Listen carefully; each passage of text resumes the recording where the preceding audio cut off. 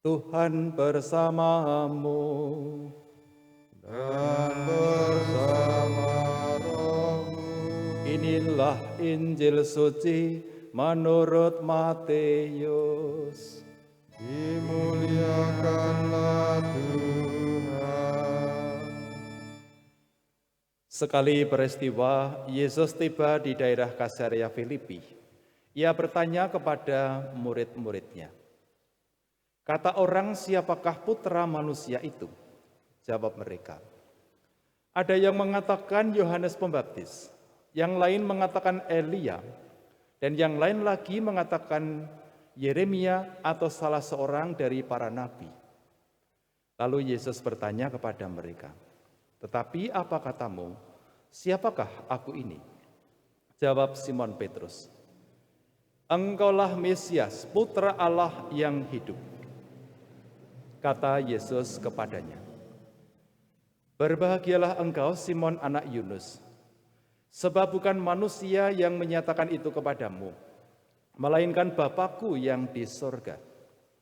Aku pun berkata kepadamu, engkaulah Petrus, dan di atas batu karang ini aku akan mendirikan jemaatku, dan alam maut tidak akan menguasainya. Kepadamu akan aku berikan kunci kerajaan surga. Apa saja yang kau ikat di dunia ini akan terikat di surga, dan apa yang kau lepaskan di dunia ini akan terlepas di surga." Demikianlah sabda Tuhan. Terpujilah Kristus.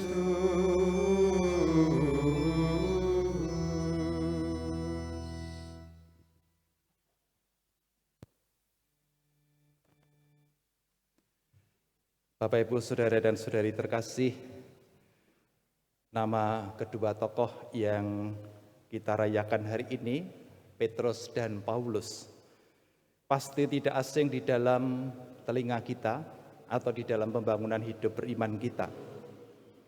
Keduanya menjadi sangat menonjol dan itu mudah dirasakan atau dilihat kalau kita baca dalam kitab suci setelah keempat Injil. Lalu ada kisah para rasul, surat-surat Paulus, dan seterusnya. Dominasi cerita itu seputar dua tokoh ini. Simon Petrus memang memiliki tempat khusus di dalam ke-12 rasul dan di antara para murid Yesus. Dialah yang menjadi penjaga iman yang utama kepada Yesus Kristus. Dengan kepemimpinan yang dijalankan Simon Petrus setelah era Yesus Kristus, menjadi jelas bagaimana apa yang harus kita imani, bagaimana kita menghayati iman itu dalam kehidupan nyata. Itulah yang tadi kita saksikan di dalam narasi Injil, kesaksian dan pengakuan iman Petrus akan Yesus yang disebutnya sebagai Mesias, Anak Allah yang hidup. Dan apa yang dialami Santo Petrus ini adalah miniatur di dalam hidup menggereja. Gereja selalu ada pondasi tiang utama, dan tiang utama itu adalah keyakinan, kepercayaan akan Tuhan dan kehadirannya di tengah kehidupan ini. Dan itulah yang menjadi sosok utama di dalam diri Santo Petrus. Tetapi iman tidak cukup hanya menjadi keyakinan batin atau di dalam. Iman harus diwartakan, iman harus ditampakkan. Bukan untuk pertama-tama penampakan itu sendiri, tetapi demi iman ini semakin nyata dan semakin aktual di dalam diri kita. Dan disinilah peran Santo Paulus menghadirkan miniatur gereja yang kecil itu menjadi nyata, tampak, bisa dialami oleh setiap orang, bahkan yang belum pernah mengenal Yesus Kristus sekalipun.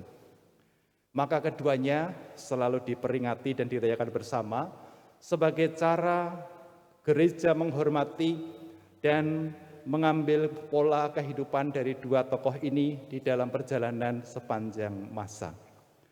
Hari ini ketika kita merayakan kedua tokoh ini, maka kita diundang juga bagaimana dua peran utama itu menyatu di dalam diri kita dalam skala dan bobot yang paling kecil. Kita menjadi penjaga iman. Kita tetap menjadi penopang utama di dalam hidup beriman kita, dalam iman kepada Sang Mesias, Anak Allah yang hidup. Lalu iman itu kita wujud nyatakan, kita aktualisasikan, kita hayati. Dan disinilah kesaksian iman menjadi nyata sebagaimana Santo Paulus sudah memberikan teladannya kepada kita. Mari kita mohon supaya dua peran itu semakin melengkapi dan semakin berkembang di dalam diri kita, baik secara pribadi ataupun dalam kehidupan bersama yang kita jalani. Kemuliaan kepada Bapa dan Putra dan Roh Kudus. Seperti pada permulaan